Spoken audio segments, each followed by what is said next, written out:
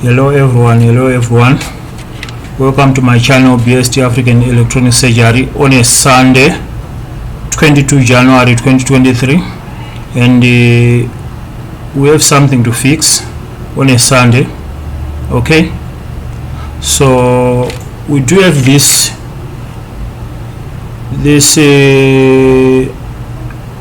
like all-in-one switching power supply and motherboard for some kind of cheap TVs. This came from one of my colleague who is fixing phones on another phone shop. So he said my TV just went off, and he phoned me. He said, I left the TV at your shop, kindly fix it for me if you can. And when I came, that's the TV that I found. I didn't know he stripped the things already and brought these things to me. So can we fix this? We don't want to take time fixing this.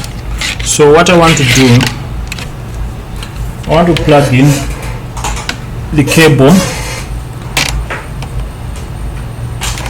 You can see we do have this AC adapter. Let's plug it. I'll plug it, and then we check some voltage. Here we have this. We do have a sensor here. We must have a standby light here. There must be always a red light on most of the TVs, which is changing either to green or to blue when we switch on the TV. But we don't have that standby light. And here we have the panel here, and this one is for the switch. Even if I try to press on, we have nothing there. We have nothing on the panel. Okay, so it's just dead. So DC straight on the big capacitor.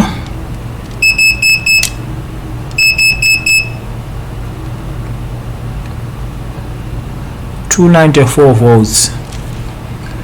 That means my rectifier bridge is okay, the fuse is okay. Okay, let's unplug. It's unplugged. Let's check again on that big capacitor. Still charged, obviously. You can see some voltage drop. It's discharging. Let's wait. It's taking time. 11 volts. It's taking time to discharge. It means we have a problem somewhere. So if we have voltage, the high voltage on this 500 volts capacitor, 400 something, whatever it is. So my next move, I'll put my test meter on diode mode. I'll check here we do have the heat sink. Under the heat sink we have our switching MOSFET there. Let's check for short, and it looks okay. That's a way to repair it. Okay, what I want to check next, I want to move my attention on the secondary. We have some coils. I'm sure one is the 5 volts power supply for the standby, which is always on.